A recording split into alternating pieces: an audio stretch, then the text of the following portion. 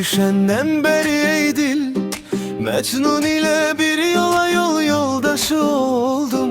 Mecnun öz eşkinde elim sahibiydi.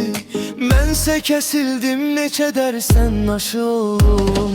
Davranışından ele bildim ki meleysen. Sen deme şeytandı bu zalim kızı zalim. Aklıma gelmezdi benim hile keleysen. Bir defa olsun soruşmadın nedi halim.